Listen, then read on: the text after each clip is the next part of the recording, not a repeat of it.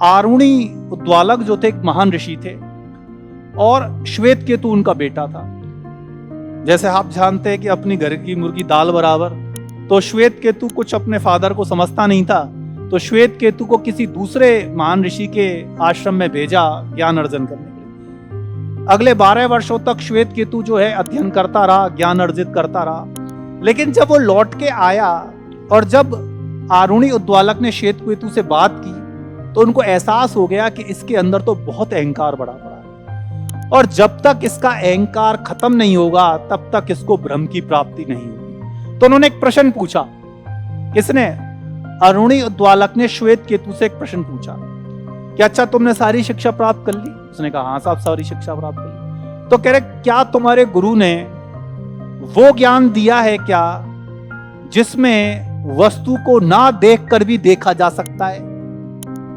क्या तुम्हारे गुरु ने तुम्हें वो ज्ञान दिया है जिसमें किसी वस्तु को ना छूकर भी महसूस किया जा सकता है? श्वेत केतु के हाथ पैर फूल गए। उसने कहा ऐसा तो कोई ज्ञान मेरे गुरु ने नहीं दिया।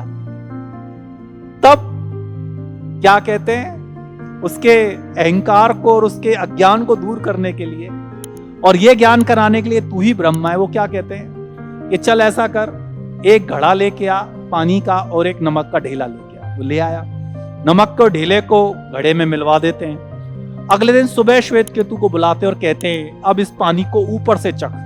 वो चखता है, सब नमकीन है। अंदर से चखता है, इसमें भी नमकीन है। आरुणी उद्वालक क्या कहते हैं कि इस जगत में सब जगह ब्रह्मा विद्यमान है लेकिन हमको दिखाई नहीं देता। ठीक उसी तरह जैसे नमक इस पूरे पानी में विद्यमान है लेकिन हम देख नहीं सकते, उसे महसूस कर सकते हैं। अब समझ में आई बात कि ब्रह्मा पूरे विश्व में विद्यमान है लेकिन हमें दिखाई नहीं देता। क्यों? क्योंकि हम अंधकार से भरे पड़े। श्वेत केतु बोला मेरी समझ में नहीं आई। बोले ठीक है, नहीं समझ में आई तो कोई बात नहीं। वो फिर दूसरा उदाहरण देते हैं कह रहे बहुत सारी नदियां जैसे गंगा और यमुना समुद्र में जाकर अपनी अथाह जल राशि को जो है विलीन कर देती, और विलीन करने के बाद क्या समुद्र के किसी हिस्से, पानी के हिस्से को उठा के कह सकते हो कि गंगा का पानी है, यमुना का है या सरस्वती का? बोला नहीं कह सकते साहब। तो कह रहे जिस प्रकार नदियां अपना सारा पानी उड़ेल देती हैं समुद्र में और अपना उनका खुद का अस्तित्व खत्म हो जाता है, तो समुद्र क्या है? ब्रह्मा का रूप है। और जो विभिन्न नदियां हैं वो क्या हैं? हम हैं।